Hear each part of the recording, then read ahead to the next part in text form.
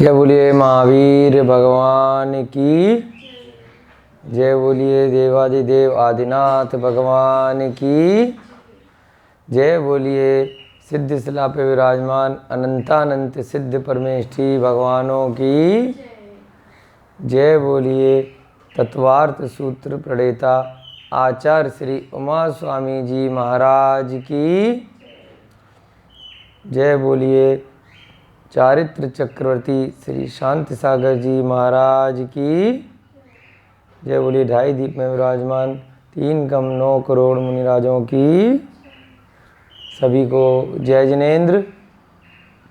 हम लोगों का बड़ा सौभाग्य का विषय है कि हम सभी तत्वार्थ सूत्र की कक्षा में अभी तक 15 क्लासेस हम बहुत ही अच्छे तरीके से पूरी कर चुके हैं।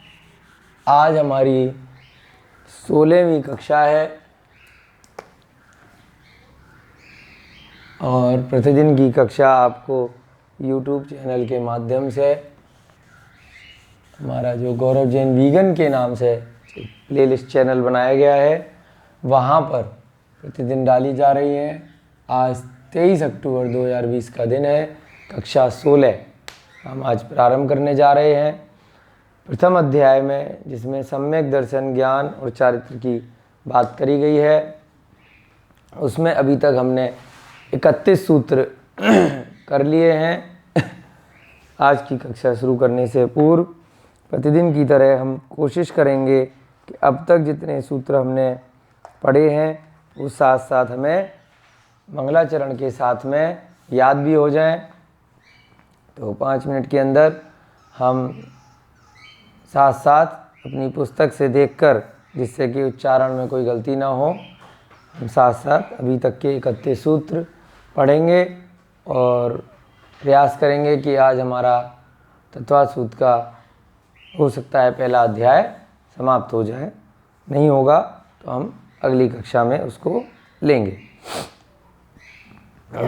सभी लोग देख देख कर पढ़ेंगे, जिनको याद है बहुत अच्छी बात है। मोक्ष मार्गस्य नेतारं वेतारं कर्म भूभृतां ज्ञातारं विश्वतत्त्वानां वन्दे तद्गुणलब्धये वन्दे तद्गुणलब्धये। सम्यग् दर्शन ज्ञान चारित्राणि मोक्ष मार्गः तत्वार्थ श्रद्धानं सम्यग् दर्शनम् तन्निसर्गादधिगमाद्वा जीवा जीवाश्रव बन्ध संवर निर्जरा मोक्षस्तत्त्वम् नाम स्थापना द्रव्य भावतस्तन्न्यासः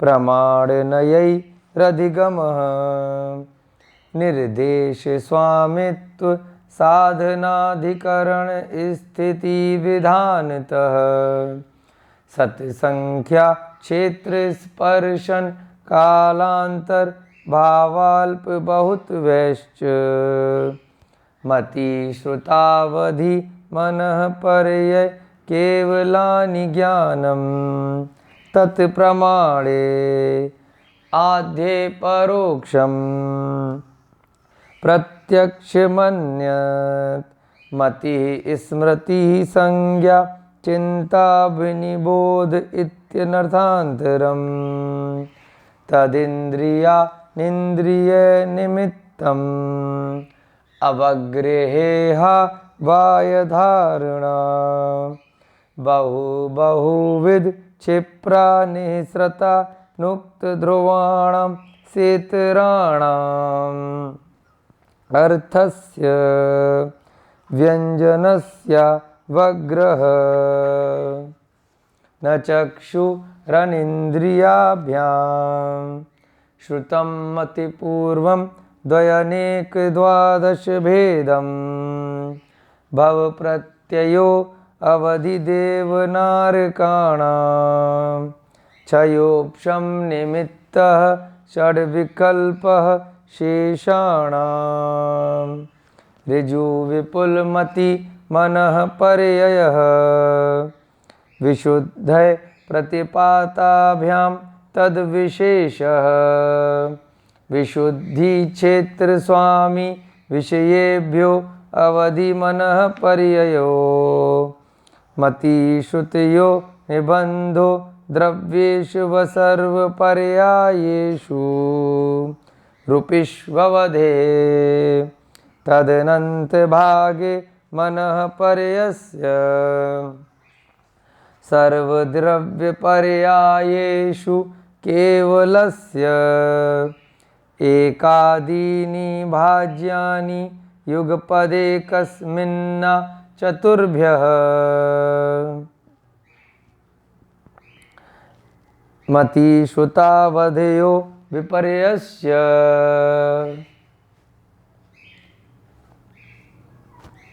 सदसतो ये हो गया आपके 31 सूत्र। मति श्रुतावधयो विपर्यश्च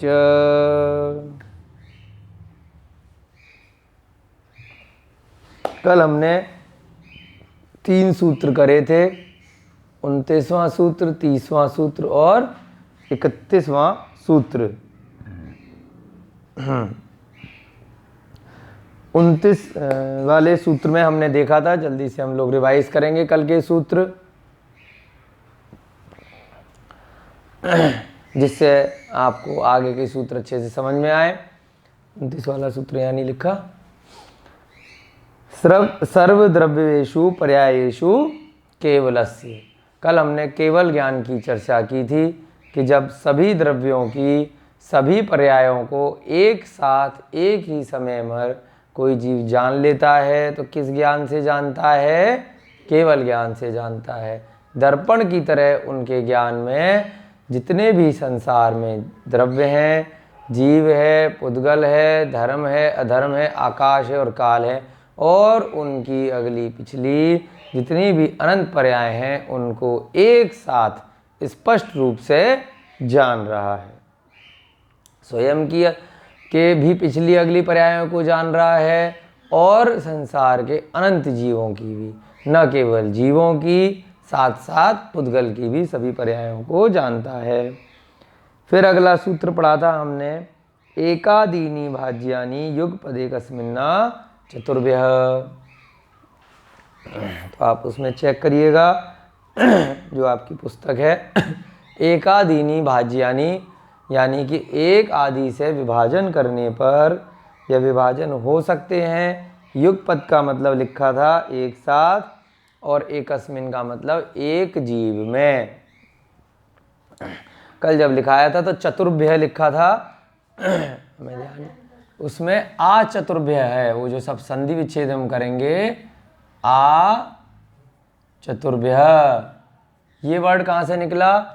इसके ऊपर क्या है? एकस्मिन्ना जो है, तो एकस्मिन्ना का आ इधर चला गया तो क्या बन गया? एकस्मिन,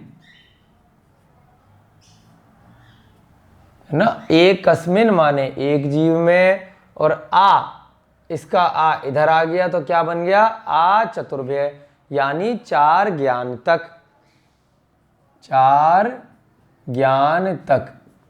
ये 30वें सूत्र का बता रहे हैं जो कल पढ़ाया था। आ चतुर्भ्य लिखना है, पुस्तक में भी आ चतुर्भ्य है, चतुर्भ्य लिख गया था कल जब संधि कर रहे थे।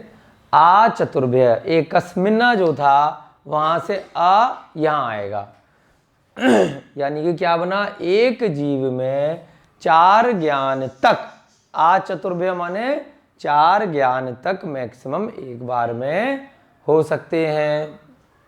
कौन कौन से हो सकते हैं? मति ज्ञान भी हो सकता है, श्रुत ज्ञान भी हो सकता है, अवधि और मनः पर्यय, चार ज्ञान तक एक बार हो सकते हैं, इससे ज़्यादा नहीं हो सकते। जैसे ही केवल ज्ञान होगा तो क्या हो जाएगा? बाकी के चार ज्ञान की कोई आवश्यकता नहीं होगी। मात्र केवल ज्ञान अपने आप में ही अकेला सब पर भारी है। तो अब अगर एक ज्ञान अकेला है तो मति ज्ञान की बात नहीं करेंगे, क्योंकि मति और श्रुत ज्ञान हमेशा एक साथ चलते हैं। जिस जीव को मति ज्ञान होगा तो उसको श्रुत ज्ञान होगा ही होगा। अकेला श्रुत ज्ञान भी नहीं हो सकता, ये दोनों हमेशा एक साथ रहेंगे। अवधि ज्ञान भी अकेला नहीं हो सकता, मति और श्रुत तो होंगे ही होंगे, और साथ में फिर एडिशनल अवधि ज्ञान हो सकता है। ऐसे ही तीन ज्ञान वाले में डायरेक्ट मने परे ज्ञान भी हो सकता है मति श्रुत के बाद। जरूरी नहीं है कि अवधि ज्ञान होने के बाद ही मने परे ज्ञान हो। तो तीन ज्ञान में हमने देखा था मति श्रुत मने परे भी हो सकता है, मति श्रुत अवधि ज्ञान भी हो सकता है। अब चार ज्ञान जो आज चतुर्भय की बात कर रहे हैं, तो मति श्रुत अवधि और मने परे, चारों ज्ञान एक जीव में एक साथ विद्यमान हो सकते हैं। वो मन की बात भी जान रहा है और आगे पीछे का भी जान रहा है, अवधि ज्ञान भी है, और मति और श्रुत ज्ञान तो आत्मा के साथ साथ चलेंगे ही चलेंगे। सम्यक ज्ञान रूपी श्रुत ज्ञान किनको होगा? मनुष्यों इत्यादि को होगा। बाकी का सामान्य वाला श्रुत ज्ञान जो है वो हमने पहले भी बताया था, प्रत्येक जीव को होता है। ठीक है, ये आपके समझ में आ गया। आ चतुर्भ्य फिर से देखेंगे, कल लिखने से रह गया था इसलिए दोबारा से बता रहे हैं। एकादीनी भाज्यानी युगपद एकस्मिन, एकस्मिना जो है वो क्या बन गया? एकस्मिन, और जो आ वहां से निकल के क्या बन गया? आ चतुर्भ्य, यानी चार ज्ञान तक एक साथ एक जीव में कभी भी पांचों ज्ञान नहीं हो सकते। मैक्सिमम कितने ज्ञान होंगे? चार ज्ञान होंगे। फिर हमने देखा था, हमने क्षयोपशम और क्षय में थोड़ा सा उदाहरण के माध्यम से एक बाल्टी में पानी लेकर हमने समझने का प्रयास किया था कि जब ज्ञान का पूरी तरह से क्षय हो गया, यानी कि जो ज्ञानावर्णी कर्म है आत्मा के ऊपर से उसका आवरण पूरी तरह से हट गया, तो कौन सा ज्ञान प्रकट हो गया? केवल ज्ञान प्रकट हो गया। अभी आवरण पूरी तरह से हटा नहीं है, क्या है? थोड़ा हट गया और थोड़ा दब गया, तो क्या बोलते हैं उसको? क्षय उपशम। तो उसमें क्या होगा? अभी पूरी रूप से केवल ज्ञान उत्पन्न नहीं हुआ। जौन सा वाला आवरण है, अगर मति ज्ञानावरण है तो मति ज्ञान हुआ, है ना। श्रुत ज्ञानावरण का आवरण हटा तो श्रुत ज्ञान हुआ। अवधि ज्ञानावरणी रूप आवरण हटा तो कौन सा ज्ञान प्रकट हुआ? अवधि ज्ञान हुआ। मनः पर्यय ज्ञानावरण रूपी आवरण हटा तो कौन सा ज्ञान प्रकट हुआ? मनः पर्यय ज्ञान आपका प्रकट हो गया। ये सारे की सारे जो ज्ञान हैं, ये हमारे आत्मा में हम सभी जीवों के पहले से क्या हैं? विद्यमान है, परंतु क्या है? अभिव्यक्ति नहीं है। क्यों नहीं है? क्योंकि आवरण से वो ढके हुए हैं। जैसे एक उदाहरण आता है कि किसी शिल्पकार ने एक मूर्ति बनाई। किससे बनाई? पत्थर को तराश कर मूर्ति बनाई। तो उसमें शिल्पकार से पूछा गया कि भाई आपने पत्थर को बदलकर मूर्ति बना दी, बहुत सुंदर काम किया। तो शिल्पकार ने क्या जवाब दिया कि हे भाई, मूर्ति तो इस पत्थर में पहले से विद्यमान थी, मैंने तो जो बाहर की फालतू चीजें थी उनको हटाया है, मूर्ति तो उसमें पहले से ही थी। तो ऐसा ही उदाहरण श्रवण बेलगोला की जो बाहुबली भगवान की भव्य प्रतिमा है उसके कारीगर ने दिया था। तो क्या समझ में आया कि वो जो ज्ञान है, वो ज्ञान हमारी आत्मा में कहीं बाहर से नहीं आया है।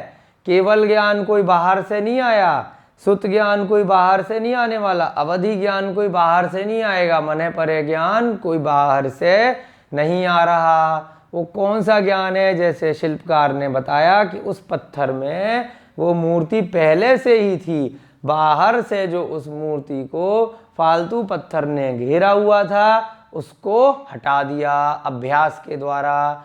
वैसे ही ये जो केवल ज्ञान है, ये जो मने परे ज्ञान है, ये जो आपका अवधि ज्ञान है, ये सब क्या है? हमारी सबकी आत्मा में पहले से ही है। आत्मा ही ज्ञान है।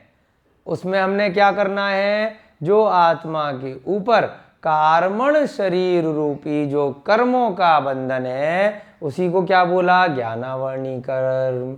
उसको हमने हटाना है। जो फालतू चीजें हैं जो अनादिकाल से इस आत्मा को घेरे हुए हैं, इसको इसके साथ में उसका बंधन हो रखा है, उस फालतू चीज़ों को हटाएंगे तो जैसे बाहुबली भगवान की प्रतिमा प्रकट हो गई, ऐसे ही क्या होगा? एक दिन हम सब में केवल ज्ञान की प्रकट हो जाएगा, केवल ज्ञान।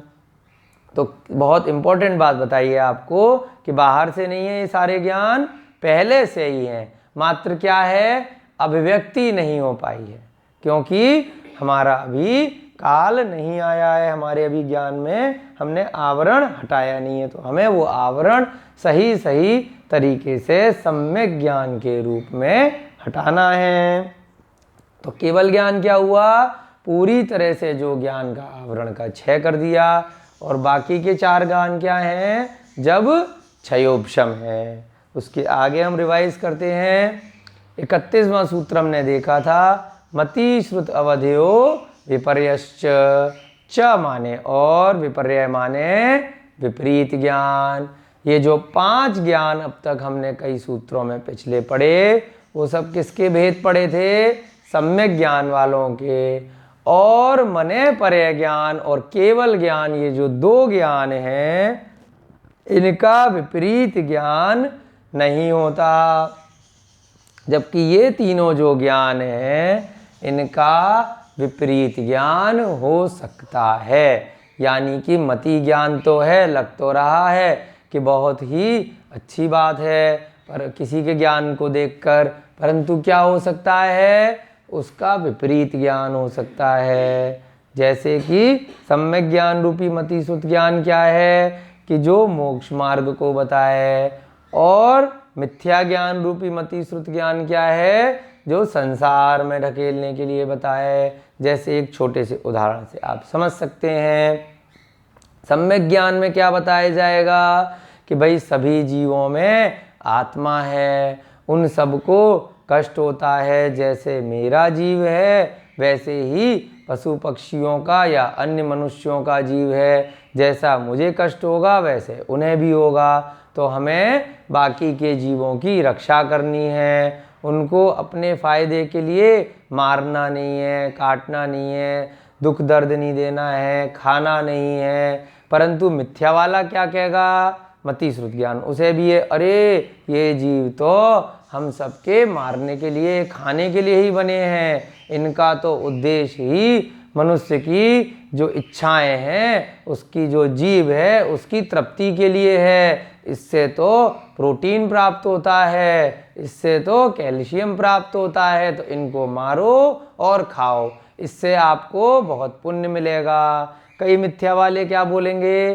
कि दूसरे जीवों को बलि दो, उनसे भगवान प्रसन्न होंगे, उनसे हमारे जो इष्ट देव हैं वो प्रसन्न होंगे, और उनको खाने से, उनको मारने से हमें बहुत ही अच्छे अच्छे अगले भव मिलेंगे। तो ये कौन सा ज्ञान कह रहा है? ये मिथ्या ज्ञान कह रहा है, क्योंकि ऐसा नहीं हो सकता। सभी जीवों में आत्मा है। और जो दूसरा व्यक्ति है वो क्या सोच रहा है? वो अपने मिथ्या ज्ञान की वजह से उस काम को, जो वो कष्ट दे रहा है दूसरे जीवों को, या उनको मार के खा रहा है, या उन्हें बलि इत्यादि कर रहा है, उसमें ही उसको बहुत सुख की अनुभूति हो रही है और उसको ऐसा लग रहा है कि वो अच्छा काम कर रहा है। जबकि क्या हो रहा है? क्यों ऐसा उसे लग रहा है अच्छा काम कर रहा है? उसकी कुमति है, उसका कुश्रुत है। उसने सम्यक ज्ञान रूपी श्रुत ज्ञान को न सुनकर उसने मिथ्या शास्त्रों से कुश्रुत ज्ञान को प्राप्त किया है। तो इसलिए हमें अपना मन मस्तिष्क को बिल्कुल सही जगह लगाना है, तभी हमें समझ में आ सकता है कि सही क्या है। सम्यक ज्ञान रूपी मति श्रुत ज्ञान है, गलत क्या है? मिथ्या ज्ञान रूपी कुमति ज्ञान और कुश्रुत ज्ञान है। ऐसे ही हमने कल अवधि ज्ञान का उदाहरण दिया था कि आगे और पिछले भवों को सही सही जानना। वो क्या हुआ? जैसी घटना घटी थी वही जानना। और अवधि ज्ञान का विपरीत कुअवधि ज्ञान या विभंगावधि ज्ञान है। उसमें पिछली घटना को जान तो रहा है परंतु कुअवधि ज्ञान की वजह से गलत जान रहा है ना। किसी ने किसी के साथ पिछले भव में बचाने की दृष्टि से कोई कार्य किया, मान लीजिए कोई समुद्र में गिर रहा था, कोई पहाड़ से गिर रहा था, अब उसको पकड़ के वो बचा रहा था, परंतु कुअवधि ज्ञान में आया कि वो पहाड़ पर ऐसे पकड़ के खड़ा है, तो क्या समझा, ये धक्का दे रहा है। उल्टा समझ लेना, बचाने की बजाय मारने का उसको समझ लेना। तो किस ज्ञान की वजह से, कुअवधि ज्ञान की वजह से।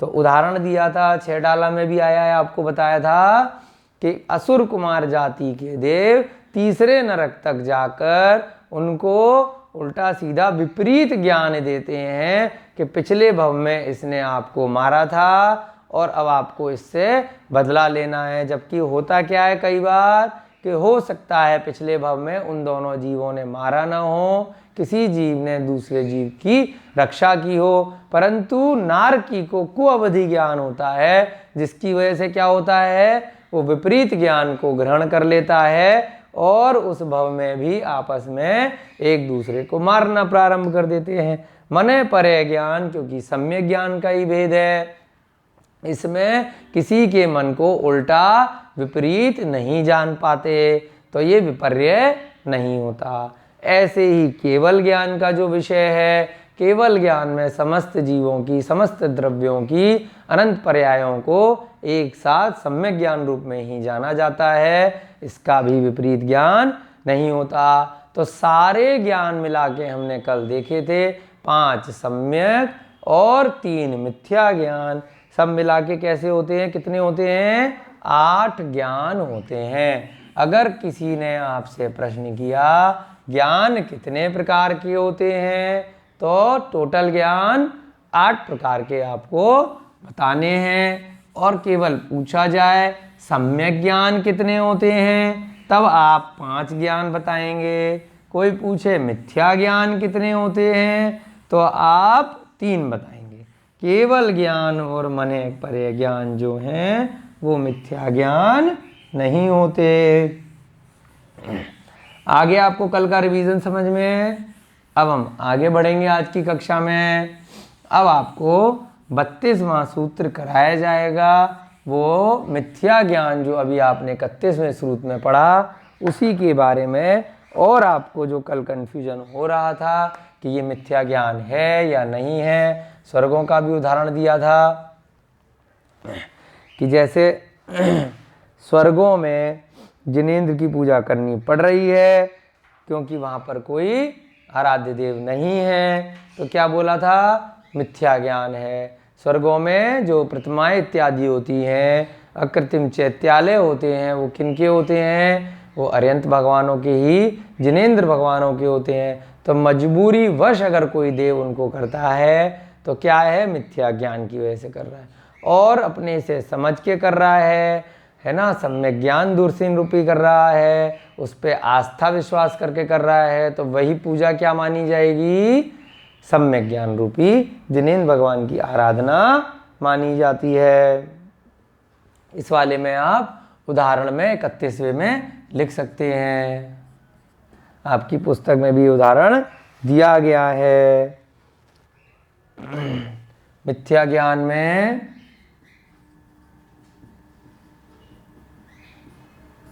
स्वर्गों में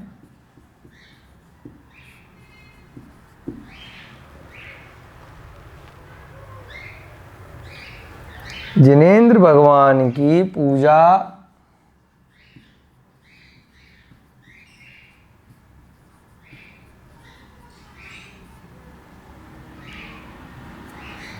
जैसे स्वर्ग, या फिर इसको बोल सकते हैं देव पर्याय में जिनेंद्र भगवान की पूजा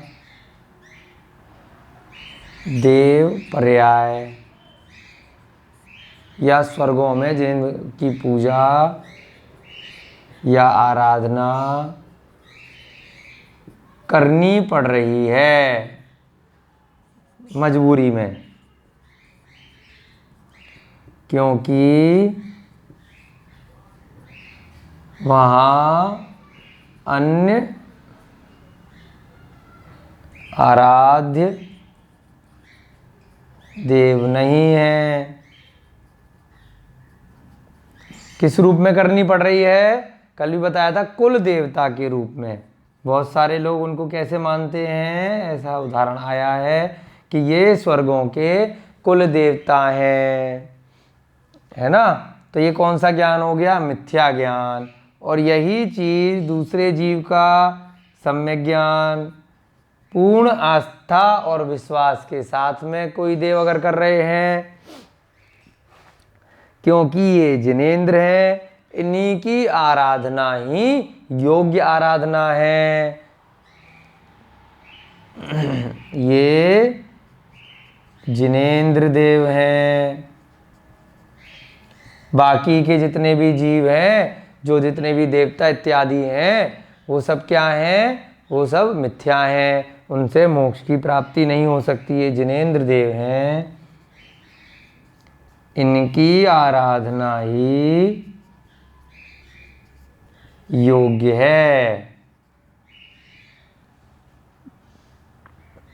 है ना।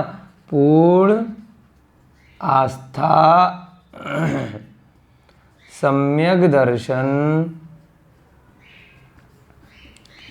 के साथ करना, तो ये क्या कहलाएगा? सम्यक ज्ञान कहलाएगा। पूजा ये भी कर रहे हैं और पूजा ये भी कर रहे हैं, दोनों बराबर तप कर रहे हैं, तब तो वहाँ पे नहीं होता पूजा आराधना। जैसे स्वर्ग के देवता नंदीश्वर द्वीप में जाके करते हैं, तो वहाँ पर कुछ देव मान लीजिए कि वो मिथ्या उससे कर रहे हैं कि बाकी लोग कर रहे हैं तो हमें भी करनी है, तो क्या हो गया? मिथ्या ज्ञान हो गया। अब इसी के लिए जो 32वां सूत्र दिया, और अच्छे से आपको मिथ्या ज्ञान समझ में आएगा। इस उदाहरण के बाद आचार्य महाराज ने बिल्कुल एक सूत्र के माध्यम से मिथ्या ज्ञान को क्लियर कर दिया 32वें सूत्र में। उसे हम समझते हैं।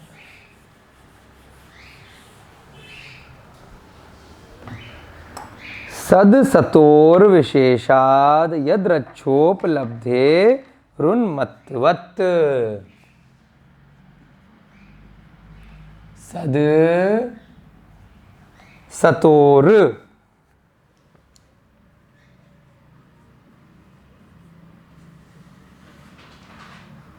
विशेषाध्य, विशेषाध्य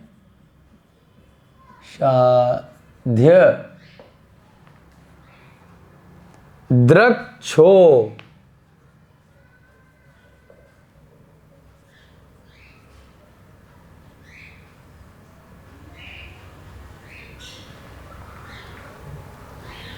पलब्धे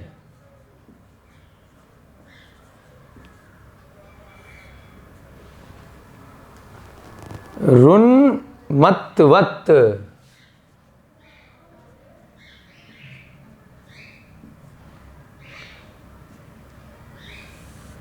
पहले इसका संधि विच्छेद करेंगे। आपकी पुस्तक में दो प्रकार से इसलिए लिखा गया है जिससे आपके समझ में अच्छे से आ जाए। मूल सूत्र बिल्कुल संधि के साथ में है। जब इसका संधि विच्छेद किया तो ये क्या बना? ये जुड़ा हुआ है सद सतोर। उसके बाद यहाँ से लिया अविशेषाद। उसके बाद यहाँ से लिया यद, फिर लिया इच्छा, फिर लिया उपलब्धे, फिर रुन्मत्वत्। कई सारे शब्द इसमें संधि विच्छेद आपको समझने पड़ेंगे, तभी सूत्र ढंग से एक एक शब्द के अर्थ के साथ में आपको समझ में आएगा। कैसे? सद सतोर, पहला शब्द क्या निकला? पहला शब्द क्या है? सद सतोर। दूसरा शब्द क्या निकला यहां से? जब र इधर ले लिया तो यह क्या बना? यहाँ पे अ, बहुत इंपॉर्टेंट है, इधर आ गया अविशेषाद, ये जो र है इस पे भी आधा र बन गया, सद सतोर आधा र। फिर क्या निकला, र के साथ में अ जोड़ दिया आधे र के साथ, तो क्या बन गया, पूरा र। जब संधि विच्छेद अलग किया तो ये आधा र है। अब हमने आपको बताया था, बहुत बार पहले भी उदाहरण आया है कि जो विसर्ग होता है वो संधि में क्या बन जाता है, आधा र बन जाता है, कभी आधा श बन जाता है, कभी र की मात्रा लग जाती है। तो ये क्या बना, इसका मतलब सद सतो। र को क्या कन्वर्ट कर देंगे अलग, जब हम करेंगे विसर्ग में बन जाएगा वो। ये संस्कृत के नॉर्मल रूल हैं। और ये द हमने कहाँ से लिया, ध्य। ध्य किससे बनता है, द प्लस य मिला के क्या बन जाता है, ध्य। तो यहाँ आगे हम क्या ले लेंगे, यहाँ पर यद। और यहाँ पर भी वही चीज हो रही है, नीचे र बन गया। संधि में कई बार या तो र, यहाँ पे पूरा र क्यों लिखा, क्योंकि अ अलग करना था, यहाँ से अ निकल गया। यहाँ पर क्या हुआ, र बन गया, तो क्या रह गया यहाँ पे, यदह। उसके बाद जब इसको अलग किया तो यहाँ क्या रह गया, इच्छा। क्या रह गया, इच्छा। और जब यहां से इच्छा के बाद ओ की मात्रा इधर लेके गए तो क्या बन गया, उपलब्धे। इस प्रकार से ये यद्रोक्षोपलब्धे, इन तीनों को मिला के क्या बोला, यद्रोक्षोपलब्धे।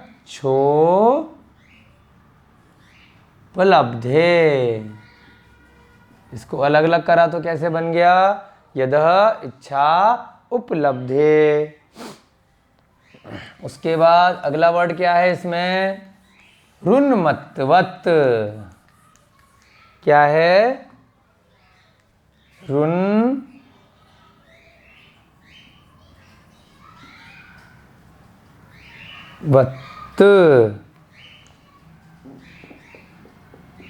ये हलंत्यता के नीचे है। यहां आप ध्यान देना, ये जो र लिखा है इस पे गोला नहीं लगाया है। रू में दो प्रकार से शब्द बनते हैं, जैसे हम कोई भी ऊ की मात्रा लगाते हैं, एक मात्रा ऐसे लगाते हैं बड़े ऊ की, और छोटी ऊ की लेफ्ट साइड पे लगाते हैं। जो र है उसमें क्योंकि मात्रा बीच में से ही लगती है, तो कैसे डिफरेंस करते हैं, जब आप रूप लिखते हैं, रूप, तो क्या बनेगा, ये गोला लग जाएगा। और आप जब लिखते हैं रुकना, तो कैसे बोला, रु, यहाँ पे बड़ा हुआ है कि छोटा हुआ है, तो कैसे लिखेंगे, रुकना, वहां पर गोला नहीं लगेगा। तो आप हमेशा ध्यान रखें इस बात का, जब छोटा ऊ है रा के साथ तो गोला नहीं लगता, जब बड़ा ऊ है तो गोला लगता है। यहाँ पे क्या है, ऋन्मत्वत्, तो यहाँ पर गोला नहीं लगाया जाएगा।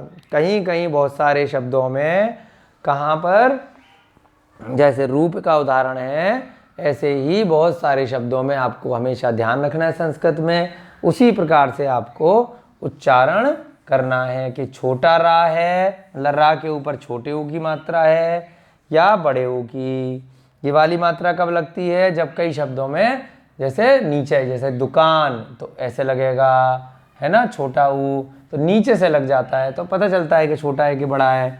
लेफ्ट पे गया तो छोटे ऊ की मात्रा, राइट पे गया तो बड़े ऊ की मात्रा। ठीक है, आपको संस्कृत का, हिंदी का छोटे छोटे रूल हैं, तत्वार सूत्र के साथ में आपको इसका भी रिवीजन कराया जा रहा है। आ गया समझ में आपको कि यहाँ पर हमने गोला क्यों नहीं लगाया। देखिए अब इसका अर्थ देखेंगे, पहले पढ़ लेंगे इसको। सद सतो, कैसे पढ़ेंगे, सद सतो अविशेषाद यदह इच्छा उपलब्धे ऋन्मत्वत्। अब मिथ्या ज्ञान के बारे में बताया पिछले सूत्र में, तो उसी को कंटिन्यू करके आचार्य महाराज बताते हैं कि मिथ्या ज्ञान क्या होता है। इस सूत्र में दोबारा से मिथ्या वर्ड को यूज नहीं किया, क्योंकि पिछले सूत्र में कर लिया है। तो बार बार एक ही शब्द को आचार्य महाराज नहीं लिखते। क्या कहते हैं कि सदसतो अविशेषाद यद इच्छा उपलब्धे, यानी कि रुन्मत्वत, यानी कि रुन्मत्वत का मतलब क्या है, ऐसा व्यक्ति जो उन्मत्वत है। इसमें भी हम लिखना रह गया, उपलब्धे के बाद में रुन्मत्वत जब आया तो र यहाँ पे ले गए, तो क्या बन गया, रुन्मत्वत को कैसे लिखा था यहाँ पर, तो यहाँ अब जब उपलब्धे से बनाएंगे शब्द तो क्या बन गया, उपलब्धे। यहाँ भी विसर्ग लग गया, क्यों, क्योंकि यहाँ से र उठ के वहां पहुंच गया। तो यहाँ क्या रह गया, अब रुन्मत्वत का उन मतवत। संधि विच्छेद अगर आपके समझ में आ गए तो आधे शब्द तो आपको वैसे ही समझ में आ जाएंगे, है ना। यहाँ पर तीनों जगह इन्होंने क्या किया है, विसर्ग लग जाएगा, र हट जाएगा यहाँ से तो सतो बन गया। यहाँ पर भी क्या हुआ, यहाँ से द के नीचे का र हटा तो यहाँ विसर्ग लग गया। यहाँ पे जब विसर्ग लगा तो ये र हट गया, तो र हट गया तो क्या रह गया, केवल उन्मत्वत रह गया। ये र हट के क्या बना, ये विसर्ग बना। ठीक है, यहाँ अलग अलग इसलिए लिखा है क्योंकि अभी विसर्ग नहीं लगाया, इसका र यहाँ पहुंच गया विसर्ग का। अब समझिए, उन्मत्त किसको बोलते हैं, कि जो बंदर की तरह मस्त रहता है, उन्मत्त अपनी ही धुन में, जो वो कर रहा है उसे लग रहा है कि मैं ही ठीक हूँ, चाहे उसको सम्यक ज्ञान है या नहीं है उससे कोई मतलब नहीं है, जैसा कर रहा है मस्त होकर के कोई भी कार्य को करना। तो उन्मत्त सुना होगा आपने जरूर, उन्मत्त है ना, उन्मत्त है ये व्यक्ति, बहुत मस्त है, जो मर्जी कभी यहाँ कूद रहा है, कभी वहाँ कूद रहा है, कभी कुछ कर रहा है, कभी कुछ कर रहा है, उसको दुनिया से कोई लेना देना नहीं है। तो मिथ्या ज्ञान के लिए क्या बोला आचार्य महाराज ने, जो उन्मत्त स्वभाव वाला व्यक्ति है। और सत सदोर का क्या मतलब निकला, सत्य सतो। अब इसका भी संधि विच्छेद करेंगे तो क्या बनेगा, सत असतो। क्या बना, सत और असत, सत असतो, यानी कि इसमें भी दो शब्द निकल गए। ये आधा त और अ मिलके क्या बन गया, द बन गया संधि में, सत और असत, है ना। सत और असत अविशेषाद, यानी कि विशेषता का विपरीत विशेषता नहीं होना। सत में और असत में विशेषता नहीं होने पर अपनी, यद माने अपनी, इच्छा माने इच्छा, जो मन किया, उपलब्धे वैसी ही उपलब्धि मान लेना। जैसे कि मन में आया कि ये जीव को मारने से मुझे पुण्य मिलेगा, मुझे संसार में बहुत सुख मिलेगा, ये इसकी हत्या करने से मुझे ये फायदा होगा, तो उन्मत्त है ना, अपनी इच्छा अनुसार मान लेना कि ये मांस खाने से प्रोटीन मिलेगा, अपनी इच्छा अनुसार मान लेना कि सूर्य तो स्थिर है और पृथ्वी घूम रही है, उल्टा मान लेना। सम्यक ज्ञान में कैसा आया है कि सूर्य चंद्रमा सुमेरु की परिक्रमा कर रहे हैं, क्या मान लेना अपनी इच्छा अनुसार, कुछ भी मान लेना कि ये तो पूरा संसार आग का गोला था, पूरा संसार एक विस्फोट हुआ और अभी तक सारे सूर्य चंद्रमा भाग रहे हैं। अपनी इच्छा अनुसार मान लेना कि इतने करोड़ वर्ष बाद पूरी सृष्टि खत्म हो जाएगी। अपनी इच्छा अनुसार मान लेना कि एक दिन इन सभी जीवों को अपने आप मोक्ष प्राप्त हो जाएगा, ये संसार तो अपने आप इतने करोड़ वर्ष बाद खत्म ही हो जाना है। इच्छा अनुसार मान लेना कि इस सृष्टि की रचना किसी भगवान ने बैठकर करी है, एक एक चीज़ उन्होंने बनाई है। ये सब क्या है? उन्मत्तवत, मत वाले की तरह से कुछ भी अपनी इच्छा अनुसार मान लेना और सत असत में विशेषता नहीं होना। अब ये सत असत क्या है भाई? सत माने जो चीज सही है, जैसे हमने यहाँ बताया जो मिथ्या ज्ञान में और उसमें भेद बताए थे कि भाई क्या सही है, जीवों की रक्षा करना सही है कि जीवों को मारना सही है? बताइए आप लोग।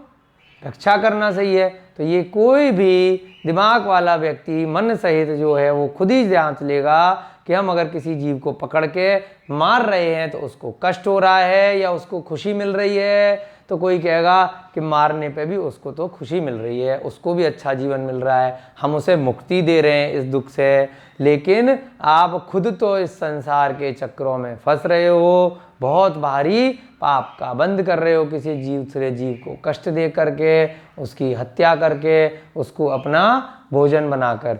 तो जो उन्मत्त मत वाला होता है वो किसी भी द्रव्य को सत और असत में भेद नहीं करता, विशेषता नहीं करता। जो उसके मन में इच्छा आई वैसे ही उपलब्धि कर लेता है, वैसा ही मान लेता है। तो ऐसे उन्मत्तवत व्यक्ति का जो ज्ञान है उस ज्ञान को क्या कहते हैं? मिथ्या ज्ञान कहते हैं, यानी विपरीत ज्ञान कहते हैं।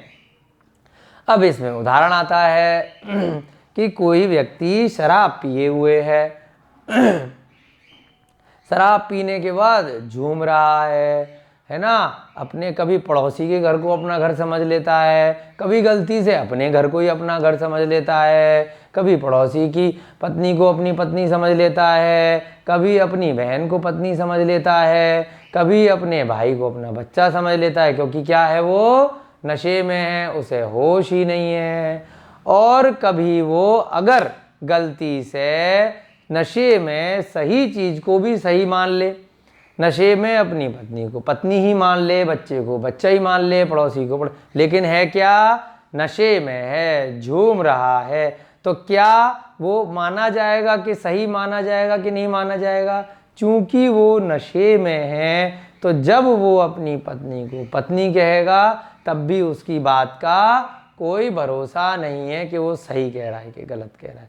तो इसलिए कानून भी कहता है कि जो नशे में व्यक्ति कोई एग्रीमेंट करता है, कोई कॉन्ट्रैक्ट करता है, तो वो कॉन्ट्रैक्ट वॉइड माना जाता है, उसकी कोई वैलिडिटी नहीं मानी जाती, क्योंकि जिस समय उसने वो कॉन्ट्रैक्ट किया, जो बात उसने बोली, वो उसको होश ही नहीं था। जैसे कि मान लीजिए कोई गवाह है, उसको पूछा जाए कि ऐसी चीज़ वहाँ हुई थी कि नहीं हुई थी, और उस समय वो नशे में था, वो कह देगा हाँ मैंने इसी को देखा था, इसी ने ये काम किया है। तो जब जांच की गई तो पता चला कि वो नशे में है, तो उसकी बात को नहीं माना जाएगा। क्यों नहीं माना जाएगा? क्योंकि वो उन्मत्तवत था, वो मतवाला था, उसे होश ही नहीं था। तो ऐसे ही मिथ्या ज्ञान है। अगर मिथ्या ज्ञान में कोई व्यक्ति गलती से सही आचरण करता भी है तो फिर भी उसको उस आचरण का कोई फायदा नहीं मिलेगा, क्योंकि उसका ज्ञान उसे होश ही नहीं था, उसने किसी के कहने पे वो काम कर दिया। तो अब इसको हम अलग अलग करके लिखेंगे। सत असत का मतलब क्या निकला? सत असतो, यानी कि सत माने जो सत्य है, जो सम्यक दर्शन है, असत्य माने जो असत्य है। सत असतो, सत माने वास्तविक, जो सही है, जो सम्यक है, वास्तविक या यथार्थ भी इसको बोलते हैं। इंग्लिश में आप लोग अगर समझ सकते हैं तो इसको रियलिटी में आप देख सकते हैं। और असत का मतलब क्या है? अनरियलिटी, जो अवास्तविक है, जो सही नहीं है।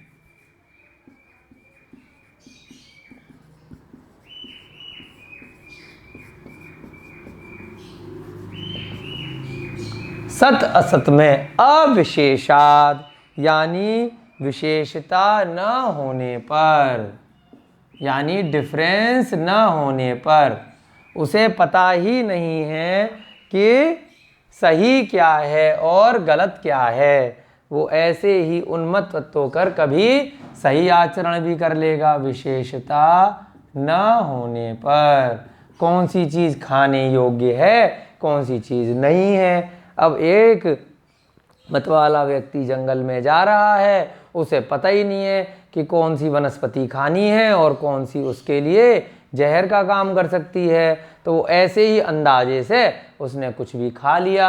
हो सकता है कि उसने सही चीज़ खाई, है ना, और हो सकता है उसने गलत चीज़ खाई। तो जब वो सही चीज़ भी खा रहा है तब भी उसको सत और असत का ज्ञान नहीं है, गलती से उसने खा ली तो उसको कोई भी फायदा नहीं मिलेगा। यदा इच्छा उपलब्धे, यानी कि अपनी इच्छा अनुसार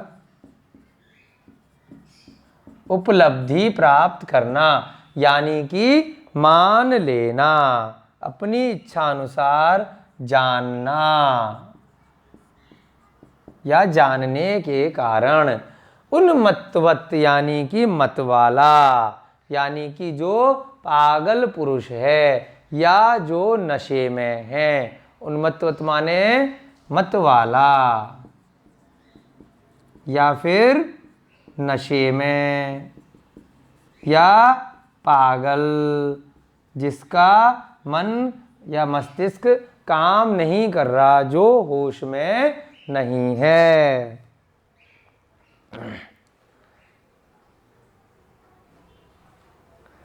अब इसमें जो इसकी एक्सप्लेनेशन में आचार्य महाराज ने बताया कि उसका ज्ञान, ऐसे व्यक्ति का ज्ञान जो मतवाला है, चूँकि वो सत और असत को विशेषता न होने के कारण नहीं जान पाता है, अपनी इच्छा अनुसार कुछ भी जान लेता है, तो ऐसा ज्ञान मिथ्या ज्ञान है। और यद्यपि वह कई बार क्या होता है, वह पदार्थों को ठीक ठीक जान लेता है, परंतु फिर भी उसका ज्ञान मिथ्या ज्ञान ही कहलाएगा, क्योंकि उसको सत और असत का निर्णय नहीं होता। अर्थात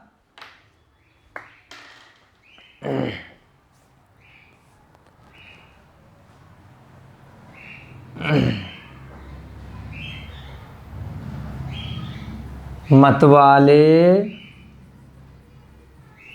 यानी पागल पुरुष, अब यहाँ पे भी क्या बोला, पुरुष, रु छोटी ऊ की मात्रा, तो यहाँ पर भी गोला नहीं लगाया। मतवाले पागल पुरुष का ज्ञान सत और असत में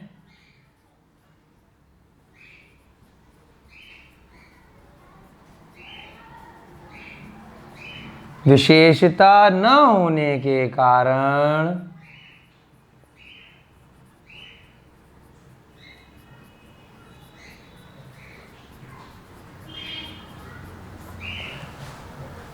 अपनी इच्छा अनुसार जान लेता है। जैसे उसका मन किया वैसा उसने उसको जान लिया, अपनी इच्छा अनुसार जान लेता है।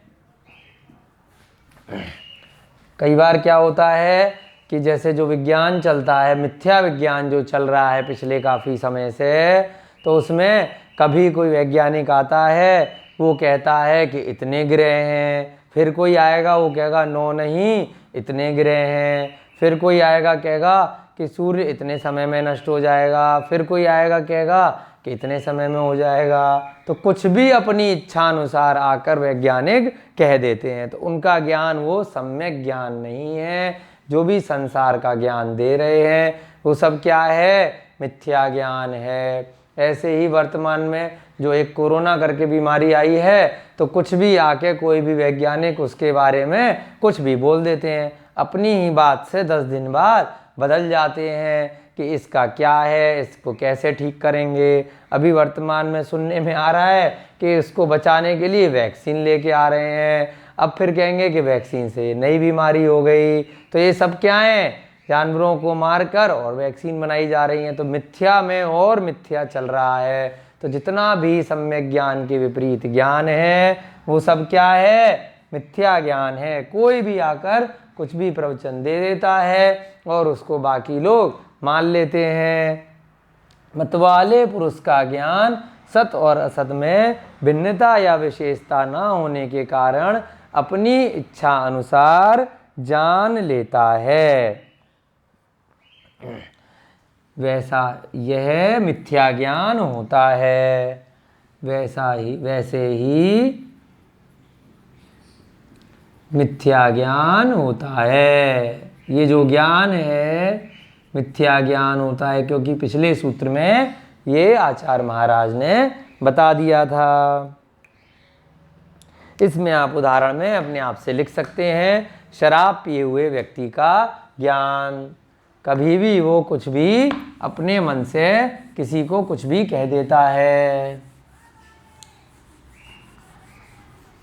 सूत्र तो बहुत छोटा है, लेकिन संधि विच्छेद होने की वजह से इसमें आपके साथ अच्छा खासा समय लग गया।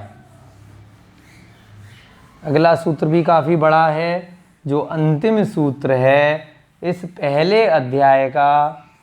कोशिश करेंगे थोड़ा आज कराएंगे और बाकी का कल की कक्षा में आपका ये जो प्रथम अध्याय है वो समाप्त हो जाएगा।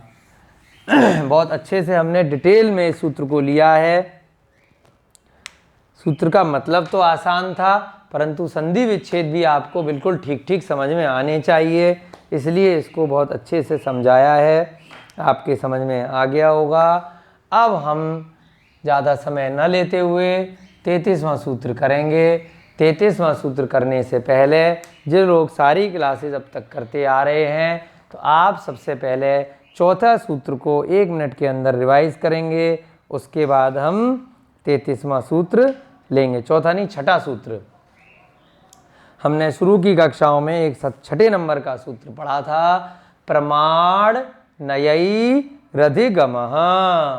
निकाल लीजिए आप लोग, पहले करा चुके हैं इसी अध्याय का छठा सूत्र, प्रमाण नयई रधिगमः। यहाँ पर एक वर्ड आया था प्रमाण और नय से अधिगमः, यानी कि ज्ञान होता है। यानी कि किसी भी तत्व की जानकारी लेने के लिए, क्योंकि तत्वार्थ अध्यानम सम्यक दर्शनम चल रहा था तब, कि तत्व और पदार्थ की जो श्रद्धा है उसको सम्यक दर्शन कहते हैं। तो यहाँ पर तत्व के बारे में बताया था, प्रमाण और नय से तत्व का ज्ञान होता है। तो यहाँ वर्ड आया था नय। तो अब उस नय को आचार्य महाराज इस अंतिम सूत्र में समझा रहे हैं। 33वें सूत्र में प्रमाण का मतलब तब बताया था कि किसी को पूरी तरह से जान लेना। जैसे हाथी को जाना तो हाथी पूरा देख लिया तो प्रमाण हो गया। नय यानी कि खाली सूंड देखी तो थोड़ी सी उसकी सूंड देखी, तब भी हाथी के ही सूंड होती है। अपने पिछले ज्ञान से आपने जाना कि ऐसी पूंछ तो हाथी की होती है। अब किसी की पूंछ देखी तो आपको पहचानती है कि भैंस की पूंछ है, कि गधे की पूंछ है, कि ऊंट की पूंछ है, कि हाथी की पूंछ है। तो पूंछ देख के आपने जान लिया कि ये हाथी है। कान देख के जान लिया, कितने बड़े बड़े कान तो हाथी के होते हैं। दांत देख के जान लिया, कितने बड़े दांत तो हाथी के ही होते हैं। बाकी पूरा हाथी आपने नहीं देखा। नय के माध्यम से, यानी कि एक प्रदेश की जानकारी से संपूर्ण देश के बारे में जान लेना, उसे क्या बोलते हैं, नय। तो अब 33वें सूत्र में वापस आएंगे। आचार्य महाराज ने यहाँ पर नय के भेद बताए हैं। नैगम संग्रह व्यवहार ऋजु सूत्र शब्द समभिरूढ़ एवं भूतः नया। इसका संधि विच्छेद करेंगे, आपके समझ में बहुत अच्छे से आएगा। नैगम संग्रह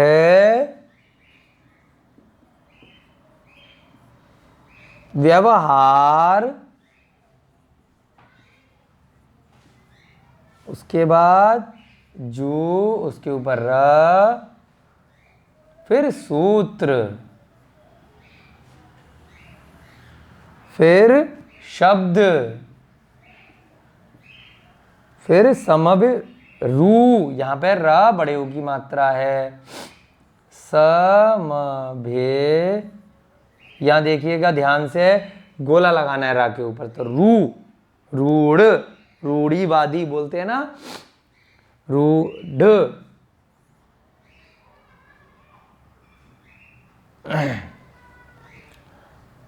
फिर इस पे डबल ए की मात्रा है, वम भूता,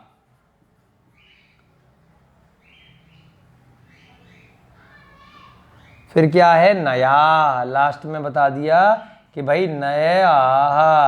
अब ये छठे सूत्र में जो नया बताया था कि जो एक प्रदेश की जानकारी से संपूर्ण चीज को जान लेना, लेकिन क्या है, क्योंकि आपने सही सही जाना है, हाथी दांत को देख करके आपने हाथी को जान लिया है ना, जरा सा खाली दांत ही दिखाई दिया था। इससे इसमें उदाहरण आता है कि कमंडल रखा देखा तो जान लिया कि ये मुनि महाराज का चिन्ह है, पीछी देखी खाली तो जान लिया कि अंदर कमरे में कहीं मुनि महाराज जी बैठे होंगे जिनके पास ये मयूर पंख की पीछी है। तो ऐसे ही नया के बारे में यहाँ पे बताया कि नए कितने प्रकार के होते हैं। तो इनके संधि विच्छेद करेंगे सूत्र के। नया माने नए, एक देश से संपूर्ण बारे में जानकारी को ग्रहण कर लेना। जो वस्तु, अभी लिखवाएंगे, जो वस्तु के अंश को ग्रहण करे या वक्ता के अभिप्राय को भी नए कहते हैं, कि किसी ने कोई बात बोली लेकिन उसका अभिप्राय कुछ और था। तो अब जो बात बोली वो सूक्ष्म रूप में बोली, उसका अभिप्राय कुछ और है। ये तत्वार सूत्र पूरा एक तरह से नए है, यानी कि सूत्र में जैसे ही सूक्ष्म रूप में कोई बात बोली उसका अभिप्राय हमें समझना है, जानना है ना। बहुत बार होता है ना, इशारा किया तो इशारे से चीज जान लेना कि ये प्रश्न पूछना चाह रहा है या आने के लिए पूछ रहा है या चुप कराने के लिए आपको बोल रहा है। तो वक्ता के अभिप्राय को भी नए कहते हैं, सूक्ष्म रूप से उसकी पूरी बात को जान लेना। जो वस्तु के अंश को ग्रहण करे, एक छोटे से अंश से पूरी वस्तु के बारे में सही जानकारी प्राप्त कर लेना। कितने प्रकार का होता है, नैगम नय, दूसरा हर एक के आगे नए लगाना है आपको, दूसरा संग्रह नय, यहाँ पर व्यवहार नय, वही चीज जो र यहाँ पे किया था तो यहाँ से क्या निकल जाएगा, ऋजु सूत्र कैसे निकला, र पूरा कर दिया, यहाँ भी र यहाँ से हटा दिया, तो ये वाला जो र है तो क्या बन गया, रि, ऋजु सूत्र। उसके बाद शब्द नय, फिर समभिरूढ़ नय, और यहाँ पर जो ए है वो ए इधर आ गया तो क्या बन गया, एवं भूत नय। तो नय कितने प्रकार के होते हैं, 7 प्रकार के। कौन कौन से, नैगम नय, लिखेंगे पहले इनको अलग अलग, नैगम नय, दूसरा संग्रह नय, फिर यहां से अलग किया व्यवहार नय, फिर अलग किया तो ये जो ऋ ऊपर जो गया है यहाँ से अधरा निकल गया तो इधर हट गया, और फिर ये क्या बन गया, ऋ वाला जो ऋषि वाला ऋ होता है, ऋजु सूत्र। ये भी एक शब्द है। ये सब आपको स्टार्टिंग में बताए थे हमने कि जो लोग पहली बार तत्वासूत कर रहे हैं उनको ये नए नए शब्द लगेंगे, फिर धीरे धीरे जब आपका अभ्यास बढ़ता जाएगा तो आपको ये शब्द सारे याद हो जाएंगे। ये आम बोलचाल के शब्द नहीं हैं, परंतु ये ज्ञान का विषय है। क्या बन गया, ऋजु सूत्र नय, फिर क्या बन गया, शब्द नय, उसके बाद समभिरूढ़ नए, ये मिटा दें 32वां।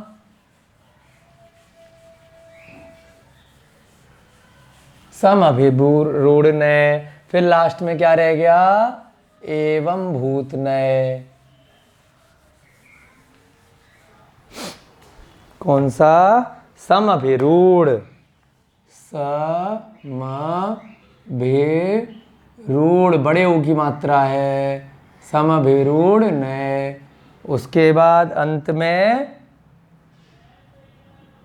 एवं भूत नए। ये सब कितने हो गए, गिन लीजिए आप एक बार। 1 2 3 4 5 6 और 7। इस प्रकार से ये 7 नए हैं। नए आपको ध्यान रखना है, नए का मतलब जो एक प्रदेश को जाने, यानी कि संसार को अगर जानना है इस, तो उसके लिए आपने जिनवाणी का स्वाध्याय किया। जिनवाणी के स्वाध्याय में किसी एक बात को अगर आपने ठीक ठीक जान लिया और उसको आपने अपने आत्मिक परीक्षण से, अपने स्वज्ञान से ये मान लिया या ये समझ लिया कि ये चीज़ सही है, तो उससे आपको क्या मानना पड़ेगा कि पूरी जिनवाणी सही है। यानी कि जरूरी नहीं है कि आप सभी का परीक्षण कर पाएँ। आपने थोड़ी सी चीज़ का ज्ञान प्राप्त किया और उसमें आपको ज्ञान प्राप्त हो गया कि भाई ये बात तो बिल्कुल ठीक है, बाकी इसके विपरीत ज्ञान हमने संसार से विपरीत लिया हुआ था, जो गलत लग रहा था। अब ये बात सही है तो बाकी भी जिनवाणी में कुछ ज्ञान दिया है, इसका मतलब वो भी सही होगा। यानी कि सूंड देखकर जब आपको हाथी का ज्ञान हो गया तो आपको पता चल गया कि वास्तव में यहाँ पर हाथी ही है। ये जो व्यवहार के उदाहरण हैं, इनका तात्पर्य हाथी में घूमते रहना नहीं है। तत्वार्थ सूत्र का तात्पर्य इसका है कि अपनी आत्मा के ज्ञान को समझना और मोक्ष प्राप्त करना। तो उदाहरणों से, हम व्यवहार के उदाहरणों से सीख सकते हैं, लेकिन मूल उद्देश्य से हमें नहीं भटकना है। क्या मतलब है नए का, जो वस्तु के अंश को ग्रहण करे। नए माने जो वस्तु के अंश, यानी कि एक प्रदेश को, अंश को ग्रहण करे। दूसरा, वक्ता के अभिप्राय, यानी कि कहा कुछ है परंतु उसका मतलब समझना है ना। इंग्लिश में एक कहावत भी आती है, रीड बिटवीन द लाइंस। उसने शब्द कुछ बोला लेकिन बीच में जो लाइंस के बीच में जो शब्द थे उसको समझना। वक्ता के अभिप्राय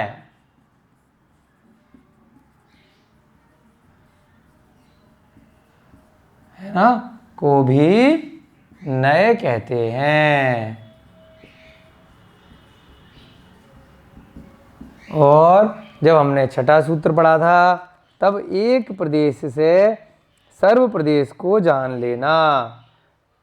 पदार्थ के एक प्रदेश की जानकारी, पदार्थ के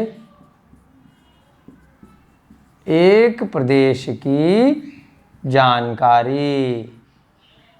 जैसे हमने हाथी की सूंड का उदाहरण लिया, ये सब क्या कहलाता है, नए।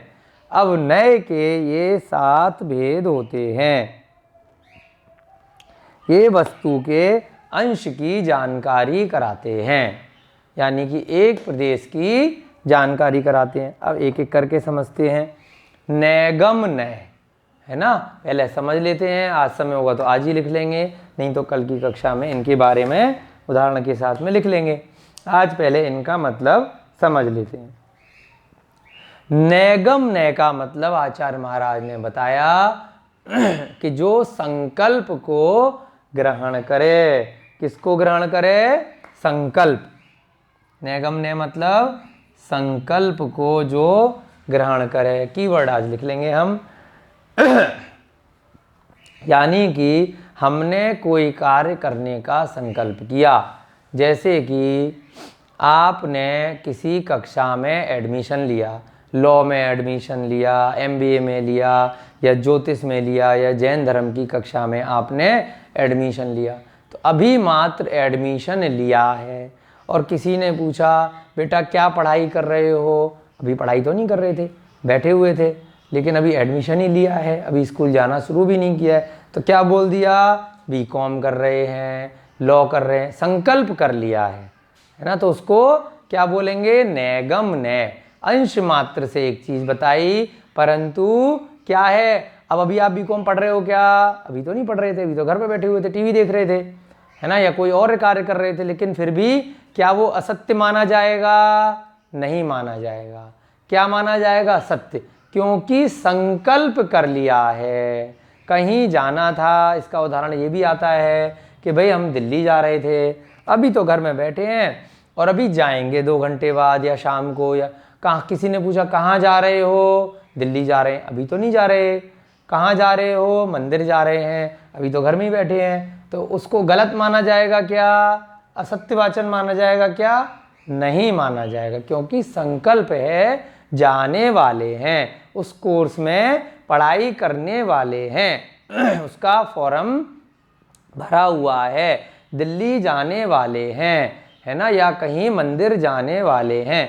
एक उदाहरण और आता है इसमें कि अभी खाना बनाना शुरू भी नहीं किया, खाली आटा निकाल के रखा है, और किसी ने पूछा घर में क्या बना रहे हो, बोला रोटी बना रही हूँ, अरे अभी बनानी शुरू तो की नहीं है, लेकिन संकल्प कर लिया, आटा निकाल के रख लिया, तो क्या ये असत्य माना जाएगा, नहीं माना जाएगा। तो इसका उद्देश्य है सत्य और असत्य में आपको भेद कराना, कि इसमें ये नहीं कह सकते कि आप झूठ बोल रहे हो। संकल्प किसी चीज़ का कर लिया और नए के माध्यम से एक अंश समझ लिया, तो वक्ता के अभिप्राय को समझा कि वो जो रोटी बनाने जा रही थी इसलिए बोल दिया रोटी बना रहे हैं, उस कोर्स में एडमिशन लिया था इसलिए बोल दिया कि हम वो कोर्स कर रहे हैं। तो वक्ता के अभिप्राय को नए कहते हैं।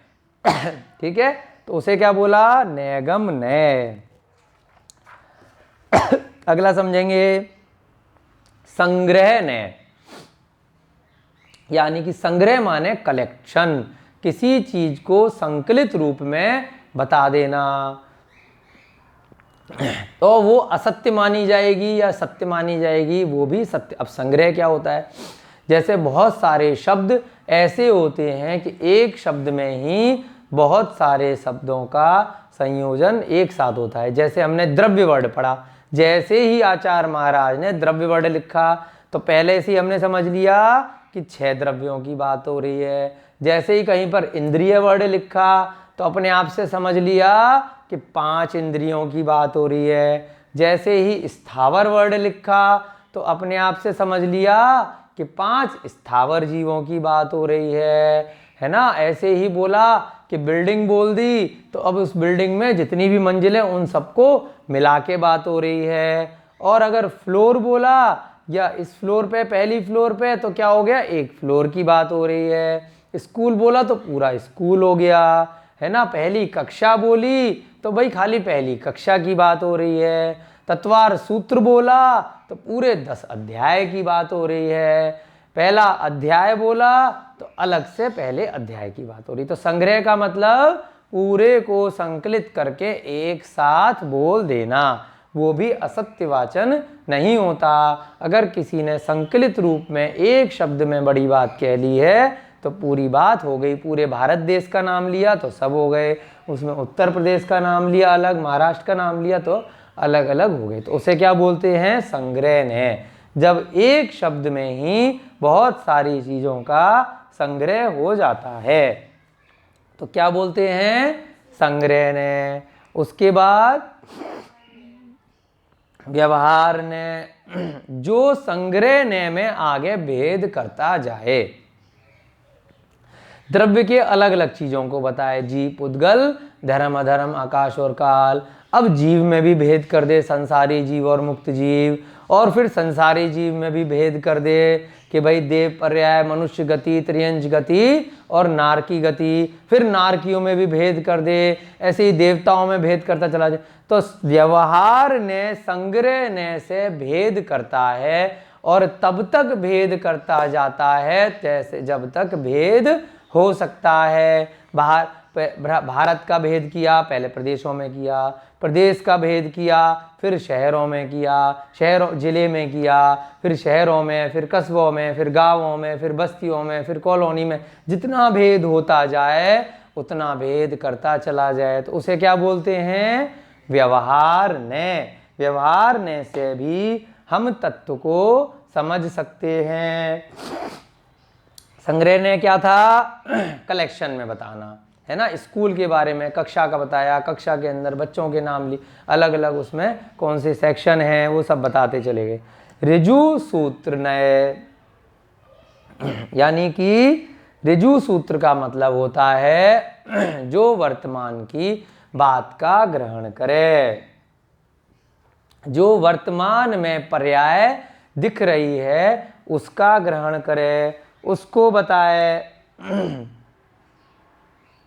तो उसे क्या बोलते हैं? ऋजु सूत्र ने। आप वर्तमान में हमें देख पा रहे हैं, हम आपको देख पा रहे हैं, तो जैसे आप वर्तमान में दिख रहे हो उसको अगर ग्रहण किया तो क्या बोलते हैं? ऋजु सूत्र ने। अब जैसे बोला कि भाई ये बच्चा था यार 4 साल पहले, बहुत जल्दी बड़ा हो गया, अब तो ये एकदम युवा लग रहा है, इसकी हाइट इतनी बढ़ गई है। तो वो जो हाइट बढ़ी या जो उम्र बढ़ी वो कितनी देर में बढ़ी? क्या 1 साल में बढ़ी अचानक से, या 4 साल में बढ़ी, जितने साल का भी गैप हुआ? सडनली बढ़ गई क्या? नहीं, प्रति समय उसमें परिणमन हो रहा है पर्याय में। जैसे हम बचपन से युवा हो गए तो हम 20 साल में अचानक से नहीं हुए, 20-30 साल में जो भी, या वृद्ध हो गए। प्रति समय जो काल का सूक्ष्मतम भाग है, प्रत्येक पुद्गल की पर्याय प्रति समय बदल रही है। तो जो सूक्ष्म रूप से पर्याय को ग्रहण करे कि उसकी पर्याय में प्रति समय जो परिणमन हो रहा है उसको क्या बोलते हैं ऋजु सूत्र में? सूक्ष्म। और स्थूल, अरे ये छोटा बच्चा था अब ये बहुत बड़ा बन गया, ये पहले ऐसी चीज थी अब ये ऐसी बन गई। और जो सूक्ष्म रूप से ले, जो उसके प्रति समय के पर्याय के परिवर्तन को बताए। उसके बाद इसको कल हम और अच्छे से लिखवाएंगे, आज जल्दी से ओवरव्यू दे रहे हैं। शब्द ने, जो विभिन्न पर्यायवाची शब्दों का एक अर्थ ग्रहण करे, यानी कि मुनि महाराज के बहुत सारे भेद होते हैं। कभी उनको तपस्वी कह देते हैं, कभी निर्ग्रंथ कह देते हैं, कभी मुनि महाराज ही कहते हैं, कभी साधु कह देते हैं, कभी खाली मुनि लिख देते हैं, है ना। तो ये सारे उनके पर्यायवाची हैं। उनको एक साथ एक दिगंबर मुनि मान लेना, साधु मान लेना, उसे क्या बोलते हैं? शब्द नय।